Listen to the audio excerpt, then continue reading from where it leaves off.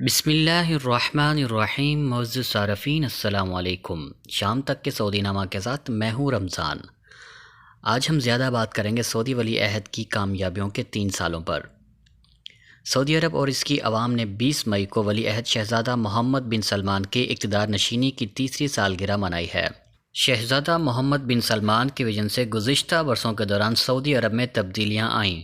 آنے والے برسوں میں بھی زندگی کے مختلف شعبے تبدیل ہوں گے.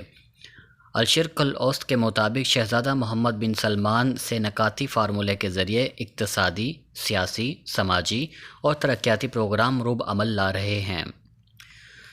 سعودی شہریوں کو یقین ہے کہ شہزادہ محمد بن سلمان خادم حرمین شریفین شاہ سلمان کی سرپرستی میں ملک میں جو تبدیلیاں لا رہے ہیں، ان کی بدولت ملک نئے دور میں داخل ہو رہا ہے.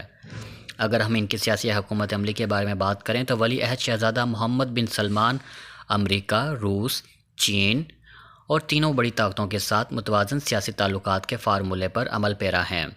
انہوں نے ایک طرف تو امریکہ کے ساتھ اسٹریٹجک تعلقات کو مضبوط اور مستحکم کیا ہے اور دوسری جانب روس کے ساتھ سیاسی محاذ پر تعلقات کو نیا موڑ دیا ہے، جبکہ تیسری جانب چین کے ساتھ سعودی عرب کے تعلقات کو نقطہ عروج تک پہنچا دیا ہے. ولی عہد شہزادہ محمد بن سلمان نے متوازن پالیسی اپنا کر سعودی دارالحکومت ریاض کو عالمی برادری سے کچھ اس طرح جوڑ دیا ہے کہ مشرق اور مغرب کے اہم فیصلوں میں ریاض کو شامل کیا جا رہا ہے. مقامی شہری اس تبدیلی سے بے حد خوش ہیں کہ ولی عہد شہزادہ محمد بن سلمان نے ملک کا ماحول وہی بنا دیا جو اب سے چند عشرے قبل تھا، جب سعودی شہری معمول کی زندگی گزارا کرتے تھے. مملکت میں عجائب گھر، سینما گھر اور غنائی تقریبات کا سلسلہ چل رہا تھا. درمیان میں یہ منقطع ہو گیا تھا جو اب بحال کر دیا گیا ہے. ریاض، جدہ اور ملک کے دیگر شہروں کے باشندے فنون ثقافت کے ستاروں کو اپنے درمیان دیکھ رہے ہیں.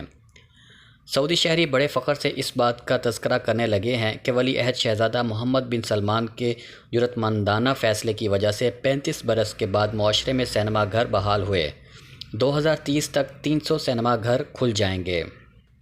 اگر ہم سماجی پالیسی کے بارے میں بات کریں تو سعودی ولی عہد شہزادہ محمد بن سلمان کثیر جہتی سماجی اصلاحات کی پالیسی پر گامزن ہیں. انہوں نے کئی قوانین و ضوابط میں ترمیم کرائیں، مستقبل کے منصوبوں کی منصوبہ بندی کی. مبصرین کا کہنا ہے کہ سعودی عرب میں مقامی شہریوں اور مقیم غیر ملکیوں کی زندگی پر سماجی اصلاحات کے خوشگوار اثرات مرتب ہو رہے ہیں. اگر ہم سیاحت کا فروغ پر بات کریں تو سعودی شہری بڑی تعداد میں سیر و سیاحت کے لیے بیرون ملک کا رخ کیا کرتے تھے. اب منظرنامہ بدلنے لگا ہے. بہت بڑی تعداد میں سعودی سالانہ تعطیلات اندرون ملک پرکشش سیاحی مراکز مقامات پر گزارنا پسند کرنے لگے ہیں. خواتین کو ڈرائیونگ کی اجازت ملنے، خاندان کے سربراہ کی منظوری کے بغیر سفر کرنے کی اجازت، خاندان اور معاشرے کی تعمیر و تشکیل میں وسیع البنیاد کردار ادا کرنے کے مواقع ملنے پر بھی خوشی کا اظہار کیا جا رہا ہے. اگر ہم سعودی وژن 2030 کی بات کریں تو سعودی عرب 20 لاکھ مربع کلومیٹر کے رقبے پر پھیلا ہوا ہے. یہاں مسلم دنیا کی مقدس مساجد اور شہر ہیں. مملکت کا محل وقوع اسٹریٹجک نوعیت کا ہے. اس تناظر میں ولی عہد شہزادہ محمد بن سلمان نے وژن 2030 کے ذریعے ملک کا نیا اقتصادی نظام ترتیب دیا ہے. سعودی عرب کو صحیح معنوں میں عربوں، مسلمانوں اور دنیا بھر کے انسانوں سے جوڑا ہے. سعودی وژن کے مطابق تقریباً 13 بڑے پروگرام روبہ عمل لائے جا رہے ہیں. ان میں معیار زندگی بہتر بنانے والا پروگرام شامل ہے. اگر ہم پبلک انویسٹمنٹ فنڈ کی بات کریں تو شہزادہ محمد بن سلمان نے پبلک انویسٹمنٹ فنڈ قائم کر کے بہت بڑا قدم اٹھایا ہے. یہ 300 ارب ڈالر سے زیادہ اثاثوں کا پروگرام ہے. ان کا پروگرام ہے کہ یہ دنیا کے بڑے ریاستی انویسٹمنٹ فنڈز میں سے ایک ہوں. وہ اس فنڈ سے Boeing, Facebook, Citigroup, Disney, bank of America اور بی بی کمپنی کو جوڑ رہے ہیں. شروع میں اسے مہم جوئی سے تعبیر کیا گیا، تاہم 2019 ختم ہونے سے قبل ہی ارامکو کے حصص کا لین دین سعودی مارکیٹ میں شروع ہو گیا. ولی عہد شہزادہ محمد بن سلمان نے 2018 میں سعودی فوجی مصنوعات تیار کرنے والی فیکٹریوں کی بنیاد بھی ڈالی. ان کا ہدف ہے کہ ملک کے 50% عسکری ضروریات اندرون ملک تیار کی جائیں. اگر ہم کرونا وبا کے بارے میں بات کریں تو ولی عہد شہزادہ محمد بن سلمان پوری دنیا اس وقت نئے کرونا وائرس کے بحران میں پھنسی ہوئی ہے. بین الاقوامی معیشت پر اس کے سنگین اثرات مرتب ہو گئے. کئی ممالک نے وائرس کے مقابلے سے ہاتھ اٹھا دیے ہیں. ایسے عالم میں انٹرنیشنل ادارے فچ نے اپریل میں رپورٹ جاری کر کے کہا ہے کہ سعودی معیشت لچکدار ہے. اقتصادی اصلاحات درست سمت میں جا رہی ہیں اور نجی شعبے کی مدد کے ذریعے تمام اقتصادی شعبوں کو سہارا دیا جا رہا ہے، جبکہ وائرس سے بچاؤ کے لیے حفاظتی اقدامات تیزی سے نافذ کیے جا رہے ہیں۔ ولی عہد شہزادہ محمد بن سلمان ان دنوں بحرانوں سے نمٹنے کے لیے اعلیٰ رابطہ کمیٹی کی صدارت کر رہے ہیں۔ حکومت نے وبا سے نمٹنے کے لیے 177 ارب ریال کے اقتصادی اور مالیاتی پروگرام دیے ہیں۔ یہ مملکت کی کل قومی پیداوار کا 9% ہے۔ اس رقم میں سے 9 ارب ریال نجی اداروں کے سعودی ملازمین کو بے روزگار ہونے سے بچانے کے لیے مختص کیے گئے ہیں۔ علاج کے لیے سفر کی اجازت پر طیارہ حاضر۔ سعودی عرب کے جنوبی ریجن اسیر میں سعودی شہری نے اپنے بیمار بیٹی کے لیے سفر کی اجازت مانگی تو وزارت صحت کی جانب سے فضائی طبی ایمبولینس مہیا کر دی گئی۔ سعودی گزٹ کے مطابق کرونا وائرس کے باعث لاک ڈاؤن کے دوران ابہا میں سعودی شہری اپنی بیمار بیٹی کو علاج کی غرض سے ریاض لے جانا چاہتا تھا اور وہ سفر کے اجازت کے حصول کے لیے پریشان تھا۔ شہری کو وزارت صحت کی طرف سے ایسی سہولت فراہم کی گئی جس پر شہری ششدر میں رہ گیا۔ اسے یقینی نہیں تھا کہ اسیر سے ریاض شہر تک کے لیے وزارت صحت کی جانب سے خصوصی طیارہ فراہم کیا جا سکتا ہے۔ العربیہ نیٹ کے مطابق واضح رہے کہ سعودی عرب میں وزارت صحت کرونا وائرس کے باعث اس وقت مصروف ترین محکمہ ہے، مگر اسیر سے تعلق رکھنے والے شہری حسن الخبرانی کو حکومت کی طرف سے دی گئی سہولت سے صاف معلوم ہوتا ہے کہ تمام تر بحرانوں میں شہریوں کی سہولیات حکومت کے لیے ہر چیز سے اہم ہے۔ اس موقع پر خوشی کا اظہار کرتے ہوئے حسن الخبرانی نے العربیہ نیٹ ورک کو بتایا کہ اس نے وزارت صحت کے حکام سے رابطہ کیا اور اپنی 12 سالہ بیٹی کے الریاض میں علاج کے لیے سفر کی اجازت مانگی۔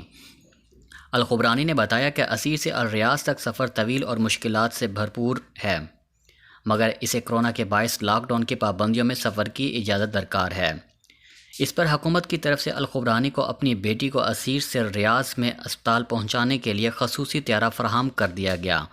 انہوں نے کہا ہے کہ اس مشکل وقت میں حکومت نے میرے ساتھ جو حسن سلوک کیا ہے وہ مجھے ہمیشہ یاد رہے گا۔ میں وزارت صحت کے اس احسان کو کبھی فراموش نہیں کر سکتا۔ حسن الخبرانی کا کہنا تھا کہ اس کی بیٹی کو دماغی عارضہ لاحق تھا اور وہ 2 ماہ سے علاج کے لیے بچی کو ریاض لے جانا چاہتا تھا۔ بچی کا آپریشن کرنا انتہائی ضروری تھا۔ آخرکار وزارت صحت کے حکام سے بیٹی کے علاج کے لیے سفر کی اجازت مانگی تو حکومت کی طرف سے نہ صرف اسے سفر کی اجازت دی گئی بلکہ بچی کو سینکڑوں میل دور لے جانے کے لیے خصوصی طیارہ فراہم کر دیا۔ اس نے مجبوری کے عالم میں حکومت کی طرف سے سفر کے لیے خصوصی طیارہ فراہم کرنے پر وزارت صحت کا شکریہ ادا کیا۔ حسن الخبرانی نے کہا ہے کہ یہ سب خادم حرمین شریفین شاہ سلمان بن عبدالعزیز اور ولی عہد شہزادہ محمد بن سلمان اور وزیر صحت ڈاکٹر توفیق الربیہ کی عوام دوست کاوشوں کا نتیجہ ہے۔ کویت سعودی عرب مشترکہ آئل فیلڈ سے 1 ماہ کے لیے پیداوار معطل۔ کویت اور سعودی عرب 1 جون 2020 سے 1 ماہ کے لیے الخفجی آئل فیلڈ سے تیل کی مشترکہ پیداوار بند کر دیں گے۔ کویت کے سرکاری خبر رساں ایجنسی کونا نے کویت کے ایک عہدیدار کے حوالے سے خبر دی ہے کہ اوپیک اور غیر اوپیک ممالک کے مابین تیل پیداوار میں کٹوتی کے معاہدے کے بعد یہ فیصلہ کیا گیا ہے۔ کویت گلف آئل کمپنی کے قائم مقام CEO عبداللہ السمیتی نے اپنے ایک بیان میں کہا ہے، الخفجی جوائنٹ آپریشنز کے مشترکہ انتظامی کمیٹی نے تیل پیداوار اور اس سے متعلقہ سہولیات 1 ماہ کے لیے معطل کرنے کا فیصلہ کیا ہے۔ عبداللہ السمیتی نے مزید کہا ہے کہ تیل کے نرخوں میں ہونے والی زبردست کمی کو روکنے کی کوشش میں گزشتہ ماہ اوپیک پلس کے معاہدے کے بعد مئی اور جون کے مہینوں میں روزانہ 9.7 ملین بیرل تیل کی پیداوار میں کمی کی جائے گی۔ طائف فرنیچر کا غیر قانونی کارخانہ سیل، 40 کارکن گرفتار۔ ریجنل بلدیہ کی تفتیشی ٹیموں نے صنعتی جعل سازی کے مرتکب غیر ملکیوں کو گرفتار کر کے غیر معیاری فرنیچر بنانے والے کارخانے کو سیل کر دیا۔ مقامی ویب نیوز سبق کے مطابق طائف شہر کے مشرقی علاقے کی بلدیہ کی تفتیشی ٹیم نے رہائشی علاقے میں قائم غیر قانونی فرنیچر ورکشاپ سیل کر کے وہاں کام کرنے والے 40 غیر ملکیوں کو گرفتار کر لیا۔